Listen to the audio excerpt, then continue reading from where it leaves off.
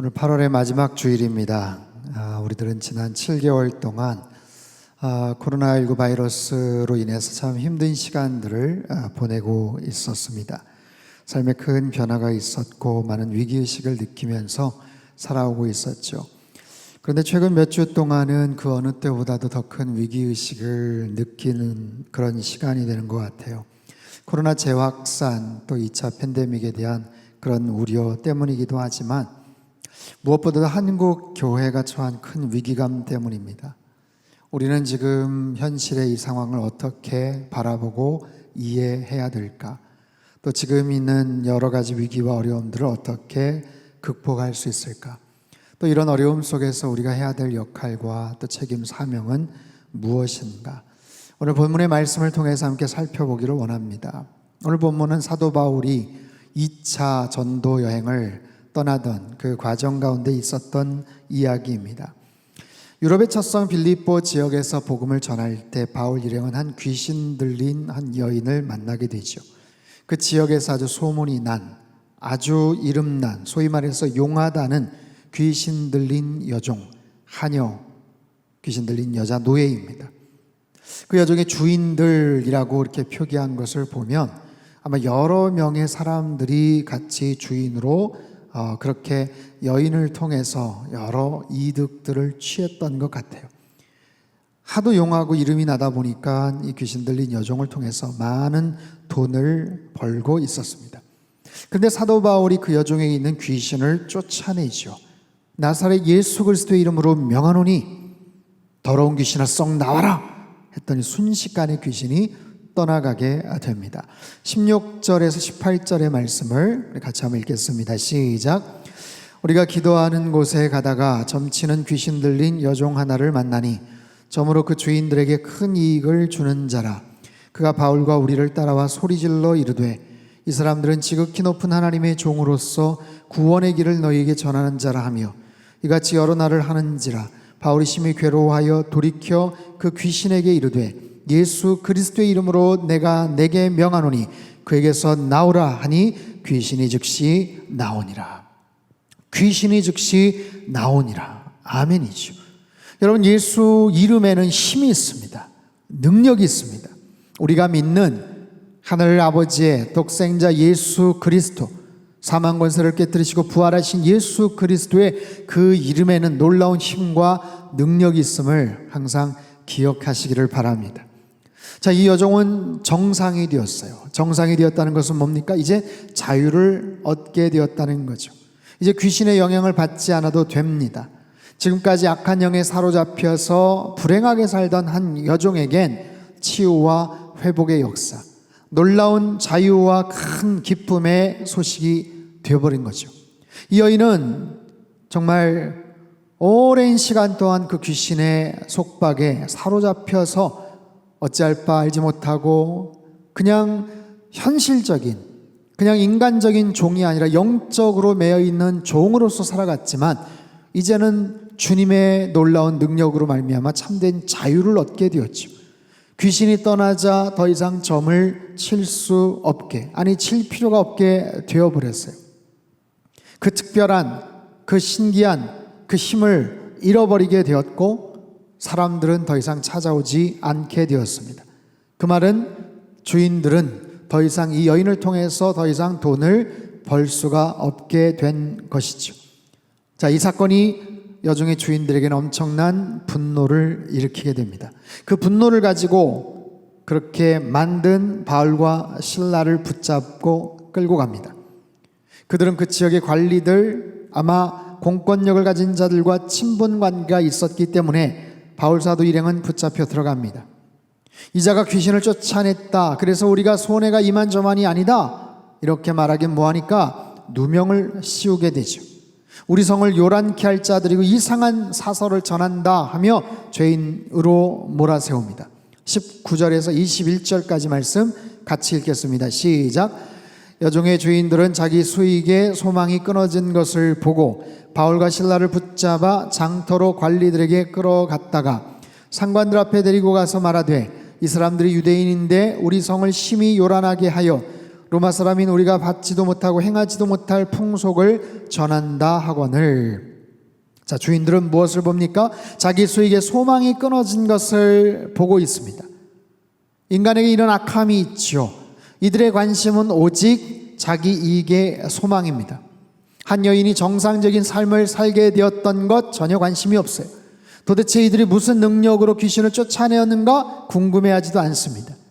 자기 여종이 어떻게 살든, 귀신이 들렸든, 미쳐서 광분을 하든, 인생이 파탄나서 살든 상관하지 않습니다. 그저 자기들이 돈을 버는 것, 이득을 취하는 것, 거기에만 관심을 갖고 있었던 거죠. 이게 인간의 죄성이고 악함입니다. 지독한 자기 중심성, 그 중심에 뿌리 깊게 배어있는 죄악들, 그래서 돈을 더 벌려고 하고, 그래서 더 권력을 연장하려고 하고, 명예를 놓지 않으려고 하고, 남들보다 인기를 더 누리려고 합니다. 그래서 누군가 잘 되면 시샘하고 질투하고, 그래서 누군가 힘을 얻겠다 싶으면 미리 제거하고, 이것이 혼자 힘으로 안 되면 각각 이권들이 맞는 사람들끼리, 집단들, 권력이 힘을 합쳐서 그 방향을 향해 나아갑니다. 목적을 이룹니다. 악을 계획하고 죄를 저지르죠. 그리고는 교묘하게 죄를 숨깁니다. 그런데 만약에 드러났다 그러면 근사한 말로 합리화시킵니다. 때로는 미화합니다. 그리고 때로는 희생양을 찾습니다. 사실이 드러나거나 공격당하겠다 싶으면 새로운 먹잇감을 툭 던져줍니다. 그렇게 사람들의 관심을 끌게 하고 그쪽으로 우르르 쏠리게 하고, 그래서 서로 비난하고 싸우게 만듭니다. 그렇게 위기를 모면하고, 그렇게 해서 자신들의 힘과 권력을 계속해서 유지합니다. 이것이 인간의 죄성이고 조직화된 악한 계략이죠. 오늘 본문을 보면 결국 바울과 실라는 고발을 당합니다. 그리고 끌려가서 혹독한 매질을 당하죠. 22절에서 24절까지 말씀입니다. 시작. 무리가 일제히 일어나 고발하니 상관들이 옷을 찢어 벗기고 매로 치라 하여 많이 친 후에 옥에 가두고 간수에게 명하여 든든히 지키라 하니, 그가 이러한 명령을 받아 그들을 깊은 옥에 가두고 그 발을 착고에 든든히 채웠더니, 바울과 실라는 혹독한 채찍질을 당하고 감방에 내팽겨쳐집니다. 흔히 죄수들 한쪽 다리나 양쪽 다리에 족쇄, 손에는 수갑이 채워지죠. 밤에는 탈출을 막기 위해서 착고가 채워진 여러 죄수들을 한 긴 사슬로 엮기도 합니다. 또한 네로 황제 때 반역죄를 지은 죄수에게는 3중의 족쇄가 채워졌는데 무게가 12kg 정도에 달했다고 합니다. 대부분의 감옥은 아주 습했기 때문에 사슬이나 족쇄는 녹슬기 마련이고, 그 녹으로 인해서 사지가 썩어 들어가기도 했다고 역사가들은 전합니다. 바울과 실라는 그렇게 혹독한 매질을 당하고 깊은 감옥에 들어갔어요. 그들은 얼마나 속상하고 억울했겠습니까? 귀신 들린 여종을 자유케 했습니다. 복음의 능력으로, 예수의 능력으로, 이름으로 억압과 착취, 어둠과 악한 영에 사로잡힌 한 여종을 자유케 만들었어요. 그래서 정상적인 삶을 살게 했고, 그 여인에게 소망과 자유를 선포했고, 기쁨과 은혜의 삶을 허락해 준 거죠. 그런데 돌아온 것은 억울한 감옥행이었고 모진 고문과 매질이었습니다. 이처럼 바울과 실라처럼 인생의 이 속상한 문제, 인생의 한밤중과 같은 이 답답한 시간들을 보낼 때가 있어요. 그럴 때 우리들은 어떻게 반응을 할 수 있을까요? 그럴 때 우리들이 해야 될 중요한 역할은, 책임은, 행동은 무엇일까요? 바울 사도의 행동을 봅시다. 그들은 무엇을 하는가? 25절 말씀입니다. 같이 읽죠. 시작. 한밤중에 바울과 실라가 기도하고 하나님을 찬송하며 죄수들이 듣더라. 그들은 한밤중에 기도하고 찬송을 합니다.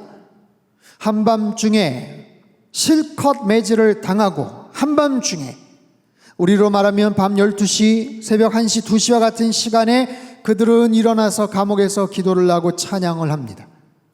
여러분, 혹독하게 매질을 당한 후에 찬양이 나오겠습니까?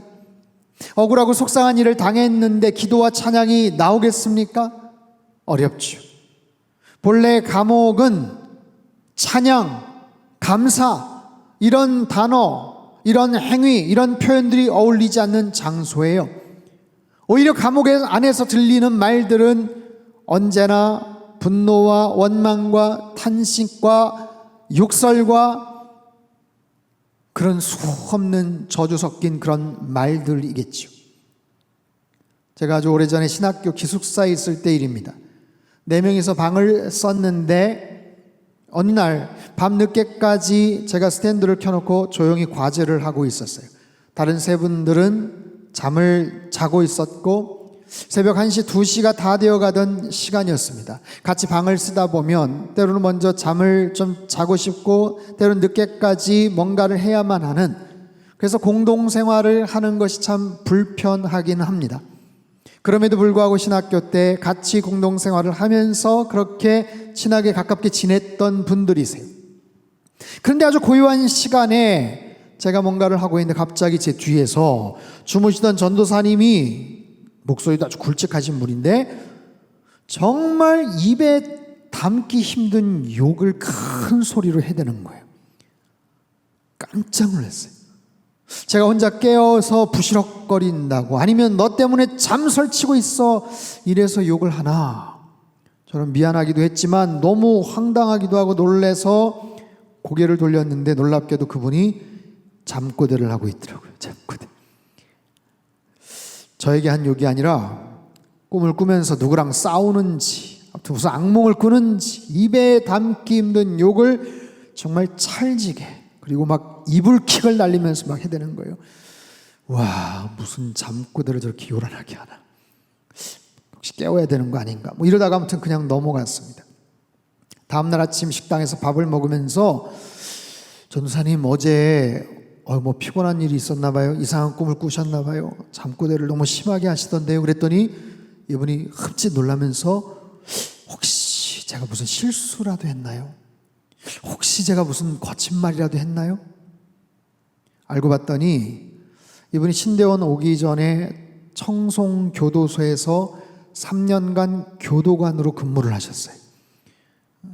교도관입니다. 예, 그냥 죄수로 갇힌 게 아니고. 청송교도소는 죄질이 나쁜 장기수나 사형수들이 주로 있는 그런 감옥이라고 합니다. 예수 믿기 전에 그곳에서 일을 하면서 거친 상황 속에서 막 그런 상대들과 같이 막 지내다 보니까 욕을 막 배운 게 시간이 지나도 잘 없어지질 않는다는 거예요. 그래서 때로는 되게 피곤하거나 잠꼬대를 심하게 하면 자기도 모르게 막 튀어나온다는 거죠. 그래서 부서 수련회에 가서도 크게 실수를 몇 번 했노라고 죄송하다고 오히려 사과를 했습니다. 여러분, 감옥이라는 것은 그래요. 그 속에서 주로 서로 나누는 대화, 들려오는 소리는 주로 원망과 불평과 악담과 온갖 험담이나 저주 섞인 그런 욕설들입니다. 그런 말들이 계속해서 들려오는 거예요. 요즘 우리 주변에서 들려오는 소리들이 있습니다. 수많은 분노와 원망의 이야기들, 여러 가지 저주와 욕설들이 다양한 모습으로 들려옵니다. 그것도 교회와 성도들을 향해서 들려옵니다. 한국교회가 심하게 욕을 먹고 있습니다. 광화문 집회가 결정적인 문제가 되고 말았지요. 특정한 교회가 슈퍼 전파자가 되었고 안타깝게도 참여한 분들을 통해서 계속 감염자 숫자가 늘어나고 있는 실정이에요.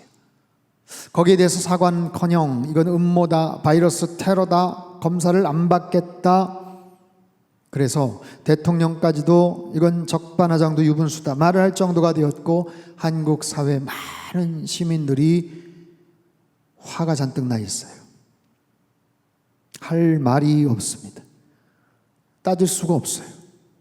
이건 억울하다라고 말할 수가 없어요. 이건 특정 교회 탓이야, 우리하고는 상관이 없어 라고 말하기도 어려운 지경이 되었습니다. 이미 늦었어요. 특정 교회, 특정 목사만의 문제가 아닌 한국 교회 전체의 문제가 되고 말았습니다. 그래서 지금 현장에서 예배를 드리거나 어떤 교회에 관련된 모임을 하게 되면 아주 혹독한 비난과 저주 섞인 손가락질을 받게 됩니다. 일부 교회의 몰지각한 성도들의 엇나간 행동으로 구분을 해주지 않아요. 대한민국 모든 교회에 다니는 사람들은 하나같이 비이성적이고 아주 이기적인 또라이 집단으로 지금 평가되고 있습니다. 우리 이런 상황에서 어떻게 해야 될까요? 왜 대한민국 모든 교회를 다 싸잡아서 공격하냐? 지금까지 우리도 고생하고 잘 참았고 나름대로 선한 일들도 많이 하고 잘한 것도 많은데 우리도 억울하고 속상하다라고 따지고 싶지만 지금 상황이 그렇지 않습니다. 우선은 그냥 미안하다고 해야 돼요. 한국교회가 잘못했습니다 라고 말해야 돼요.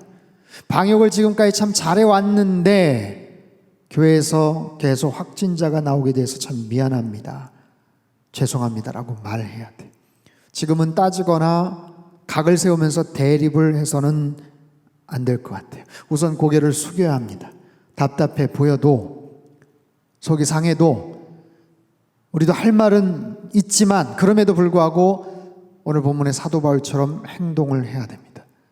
본문의 바울과 실라는 그런 상황에서 찬양과 기도를 해요. 중요한 것은요, 그 모습을 누군가 보고 듣고 있었다라고 성경이 말해요. 25절 말씀을 다시 한 번만 읽어보죠. 시작. 한밤중에 바울과 실라가 기도하고 하나님을 찬송함에 죄수들이 듣더라.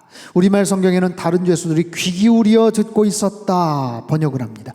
귀를 기울여서 듣고 있었다. 여러분 신기하지 않습니까? 성경을 읽다 보면, 큐티를 하다 보면 이런 부분에서 좀 오랫동안 묵상을 할 필요가 있어요. 왜 이런 표현을 썼을까요? 여러분, 당시 간수들은요, 죄수들을 편하게 감시하려고 한 방에 그냥 몰아놓곤 합니다. 비좁은 감방에 많은 죄수들, 그곳에서 공기도 더럽고 탁하고 축축하고 옷을 찢기고 매를 맞아서 큰 고통 속에 있던 그들, 바울과 실라가 기도하고 찬양하는 것 당연히 옆에 있는 다른 죄수들이 보고 들었겠죠. 이건 당연한 이야기죠. 그럼에도 성경이 굳이 그렇게 표현을 하고 명시하는 이유는 무엇일까요? 여러분 생각해 보십시오.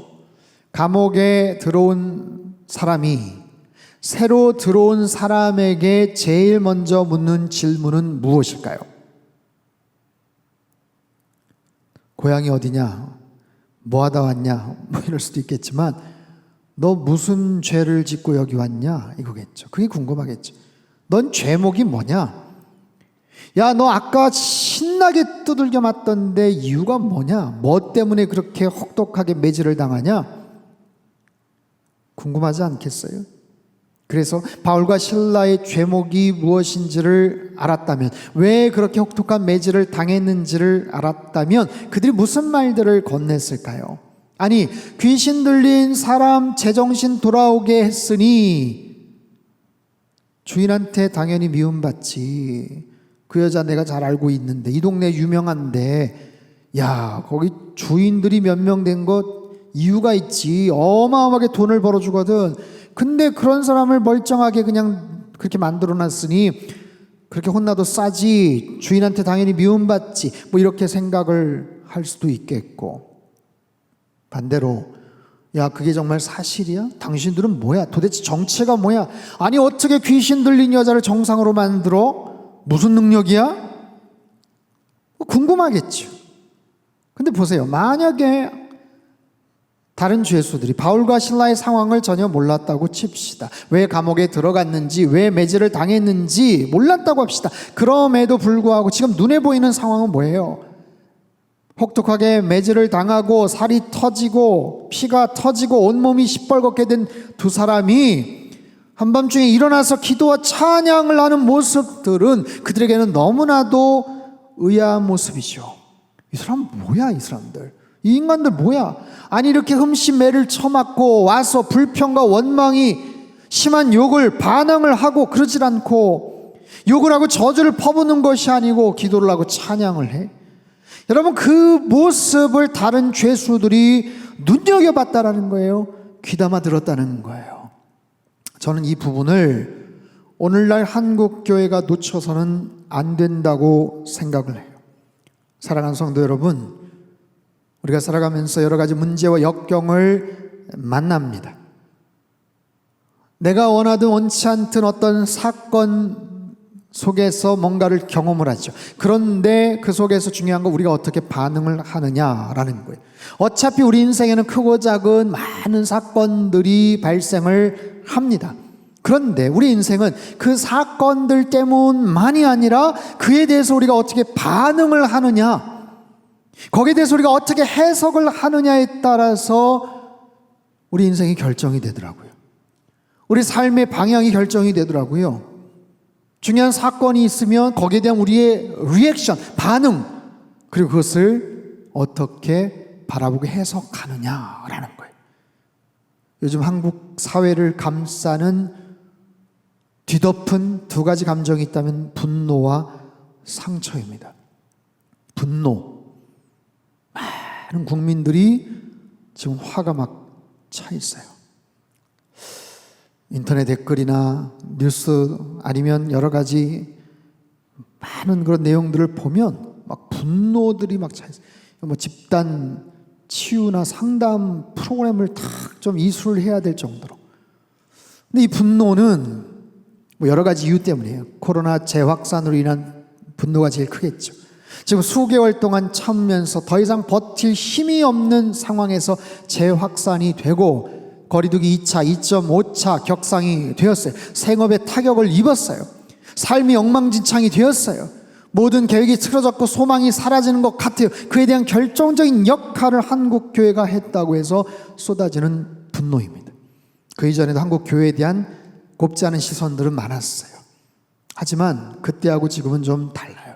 그때는 그때지만 지금은 당신들 때문에 우리가 지금 너무 힘들고 우리가 큰 피해를 입었다라는 거예요. 여러분, 이런 분노, 근데 사실 불과 얼마 전만 해도 또 다른 모습의 분노가 있었죠. 코로나19 시작 초반에만 해도 신천지를 향한 국민의 분노가 있었어요. 코로나 장기화로 인한 그런 분노, 긴 장마와 폭우에 대한 분노, 어느 때보다도 긴 장마 폭우로 인해서 가족을 잃고 삶의 터전을 잃은 것에 대한 분노, 이런 사람들의 분노. 그런데 다른 어떤 것보다도 더 컸고 못지않았던 것은 정부에 대한 분노도 있었어요. 부동산 대책에 대한 분노, 불공정한 시책에 대한 분노, 편향되고 왜곡된 행동들에 대한 분노, 결코 기회는 평등하지 않았고 과정은 공정하지 않았고 결과도 정의롭지 못한 것에 대한 분노, 중요 정치인들, 그들이 보인 위선과 거짓들, 그것을 포장하고 감싸주려는 모습에 대한 분노와 상대적 박탈감들도 여러분 많았지 않았어요? 그런데 지금은 모든 분노가 지금 교회를 향하고 있어요. 성도들을 향하고 있어요. 그래서 아픈 거예요. 지금 교회가, 성도들이 상처를 받고 있는 거예요. 더 아픈 것은 우리가 아프다고 지금 말을 못하는 거예요. 우리가 무슨 잘못을 했게 말을 못한다는 거예요. 그렇게 수고하고 고생한 의료진들, 의료협회를 향해서도 최근 그들은 이기적이다, 자기들 밥그릇만 챙기려는 행동이다 하면서 정부와 대통령이 모질게 평가를 합니다. 그리고 분노와 여론들이 막 몰리는 그런 지금 상황이에요. 그런 상황에서 교회를 향한 분노들, 실제로 확진자들이 교회에서 많이 나왔고 8.15 집회에서 많이 나왔던 팩트가 있기 때문에 지금 말을 못하는 거예요. 아프다, 우리도 좀 속상하다, 우리도 억울하다, 왜 우리만 가지고 그러냐. 이게 우리가 하고 싶은 말이지만 어느 누구도 들어주질 않아요. 이러한 분노, 이러한 따가운 시선, 이러한 매질은 상당 기간 더 될 것 같습니다. 제가 이 상황을 고민을 해봤어요. 묵상을 해봤어요. 하나님은 뭐라고 하실까? 예수님은 우리의 상황을 어떻게 바라보실까? 한국 교회를 바라보시며 대한민국의 교회 성도들을 향해서 주님은 뭐라고 말씀을 하실까? 주님도 같이 욕을 하실까? 야, 너희들 때문에 창피해 죽겠다. 도대체 너희들 왜 그딴 식으로 행동을 해? 그리고 화를 내실까? 여러분, 어느 누가 일부러 확진자가 되었겠어요? 어느 누가 일부러 문제를 일으켰겠습니까? 나름 이유가 있었고 나름 잘하려고 했죠. 나름 이 나라의 모습들이 걱정이 되어서 그랬고 나름 속이 상해서 화가 나서 광화문에도 갔었겠죠. 그럼에도 한국교회가 이 모든 책임을 완전히 뒤집어 쓰는 것 같은 상황이지만 그럼에도 지금은 미안하다고 말하면서 침묵할 수밖에 없어요. 바울과 실라가 억울하다, 속상하다, 간수와 멱살 잡고 싸우지 않았고 같은 방 죄수들에게 항변을 하고 하소연을 한 게 아니었음을 여러분 기억하셔야 돼요. 그저 하나님께 기도하고 찬양했던 것을 기억해야 합니다. 저는 분명히 확신합니다. 하나님께서 분명히 살아 역사하시고 지금 이 상황을 지켜보고 계시는 줄 믿습니다. 지금 이 상황에서 우리의 반응과 우리의 행동들을 지켜보고 계셔요. 세상에서 아니면 어떤 모습으로 우리가 평가를 받든 하나님은 가장 정확하게 판단을 하시는 분이세요. 그리고 모든 난관을 알고 계시고 우리가 처하는 행동, 우리의 반응을 다 지켜보고 계실 거예요. 다 지켜보세요. 하나님은 알고 계시고 지켜보세요. 그리고 하나님만이 아닙니다. 오늘 본문에서처럼 우리 주변의 다른 사람들도 우리의 모습을 지켜보고 있어요. 우리 가족들이, 믿지 않는 직장 동료들이, 우리 주변의 이웃들이, 그저 간단한 눈인사만 하고 지냈던 이름 모를 수많은 사람들이 현재 한국 교회를 위해서 싸늘한 시선을 보이고 분노를 표하고 있는 일반 국민들, 시민들이, 한국 교회가, 대한민국의 성도들이, 우리 상당의 교우들이 이 절망과 어려움 앞에서 어떤 태도를 보이는지를 주시하고 있다는 거예요. 한밤중의 노래, 한밤중의 노래. 사실 인생의 고난과 어려움 앞에서 노래한다는 것, 찬양한다는 것 쉽지 않습니다. 고난 중에 노래한다는 것, 찬양한다는 것 쉬운 일 아니에요. 그럼에도 그들은 노래를 합니다. 찬양을 합니다. 내켜서가 아니라, 기분이 좋아지자고 하는 게 아니라 어쩌면 너무 힘들기 때문에 그걸 택할 수도 있어요. 기도하지 않으면 살 수가 없기 때문에, 찬양하지 않으면 견딜 수가 없기 때문에 그 마음속에서 고통 가운데 기도와 찬양이 터쳐나오는지도 몰라요. 그러자 놀랍게도 특별한 하나님의 은혜가 임했습니다. 어떤 결과일까요? 26절 말씀 같이 읽죠. 시작. 이에 갑자기 큰 지진이 나서 옥터가 움직이고 문이 곧 다 열리며 모든 사람의 매인 것이 다 벗어진지라. 아멘. 큰 지진이 났다. 옥터가 움직였다. 문이 다 열렸다. 모든 사람의 매인 것이 다 벗어졌다. 지진이 나고 옥토가 움직이는 것, 그 지역의 특별한 자연적 현상이라고 볼 수 있어요. 하지만 모든 쇠사슬이 다 풀린 것, 사람의 매인 것이 다 벗겨진 것, 이것은 명백한 기적이에요. 분명한 하나님의 행하심입니다. 사랑하는 성도 여러분, 우리가 찬양할 때 하나님께서 우리 앞에 놓인 모든 막힌 문들을 다 열어주실 줄로 믿습니다. 우리가 고난 가운데 기도하고 찬양하면 옥문이 열리고 우리에게 찍힌 낙인이 사라지고 손발에 채워진 착고도 풀리게 될 줄로 믿습니다. 하나님께서 지금 우리의 모든 상황 속에서 하늘의 은혜, 하늘의 능력, 하늘의 위로를 우리에게 허락해 주실 줄로 믿습니다. 여러분, 다시 하나님을 찬양하시기를 바랍니다. 다시 하나님께 엎드리시기를 바랍니다. 우리의 힘으로는 코로나를 이길 수가 없어요. 사라지지 않습니다. 시간이 지난다고 소멸되는 것이 아니에요. 조심하고 주의한다고 했는데 노력하지만 알 수가 없어요. 깜깜이 무증상 감염자도 지금 많아지고 있지 않습니까? 아무리 조심해도 우리 힘으로 어떻게 극복하기 어려운 것 같아요. 하나님의 은혜가 필요합니다. 하나님의 긍휼하심이 우리를 덮어주셔야 돼요. 마치 깊은 감옥에 갇힌 것처럼, 마치 손발에 착고가 매인 것처럼 어찌할 수 없는 답답함과 속상함이 있지만 바울과 실라처럼 그저 찬양하고 기도하면서 하나님을 신뢰하고 바라보는 거예요. 에이, 목사님, 그거 너무 시시하잖아요. 뭔가 더 화끈하게 뭔가를 할 수 있는 그런 대안을 좀 얘기해 주세요. 그런데 보세요. 지금 움직일 수도 없고 특별히 사람 만날 일도 사라진 만큼 우리는 하나님과의 관계, 그 시간을 더 많이 드려야 돼. 솔직히 우리의 많은 시간을 지금 너무 지나치게 인터넷, 페이스북, 유튜브에 너무 많이 우리가 소모하고 있어요. 틈만 나면 인터넷에 들어갑니다. 틈만 나면 세상의 소리에 우린 귀를 기울입니다. 이제부터 그런 시간을 좀 줄이십시오. 오히려 기도의 시간을 누리고 찬양하세요. 찬양하세요. 찬송가 1장부터 645장까지 한번 불러보세요. 가사를 생각하시고 좋은 복음성가 계속해서 들으시고 따라 부르셔요. 그리고 시간을 정해놓고 기도하세요. 기도. 영상이지만 더 간절하게 경건하게 하나님 앞에 예배를 드리십시오. 이것이 이 고난의 시대에 우리가 할 수 있는 어쩌면 가장 확실하고 최선의 방법일 수 있어요. 그럴 때 하나님께서 움직이십니다. 하나님께서 역사하십니다. 하나님께서 판단하십니다. 하나님께서 기적을 행하십니다. 여러분, 우리는 그런 하나님을 믿잖아요. 살아계신 그 하나님을 여러분, 저와 여러분 분명히 믿고 있지 않습니까? 우리가 기도할 때 하나님 움직이세요.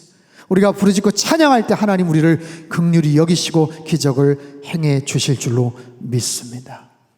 한밤중에 부르는 노래, 이번 한 주 힘들고 어려운 시간들, 폭염과 열대야와 또 올라오는 태풍과 이 상황 속에 산치 앞을 예측할 수 없는 시간들을 살아가지만 하나님이 주시는 풍성한 은혜와 하늘의 지혜를 여러분 누리시기를 주님의 이름으로 축원합니다. 더 주님을 갈망하시고 뜨겁게 예배하시고 무릎 꿇고 기도하시고 찬양하실 때 모든 상황에 초월해서 역사하시는 하나님의 놀라운 기적을 통해서 우리의 옥문이 열리고 메인 것이 다 풀어지고 하나님의 놀라운 기적과 같은 은혜를 체험할 줄로 믿습니다. 한 주간도 승리하시기를 주님의 이름으로 축복합니다. 기도하겠습니다. 두 손을 가슴에 모으고 기도하겠습니다. 하나님 아버지, 우리들을 불쌍히 여겨 주시옵소서. 우리들을 긍휼히 여겨 주시옵소서. 코로나19 재확산의 위기 속에서 어찌할 바를 알지 못합니다. 온갖 사회적인 비난과 따가운 시선들이 한국 교회를 향해서, 성도들을 향해서 지금 꽂혀지고 있습니다. 하나님, 우리의 무심하고 경솔했던 부분들 용서하여 주시고, 하나님, 이럴 때일수록 더 잠잠히 침묵하며 하나님 앞에 나아가게 하여 주시옵소서.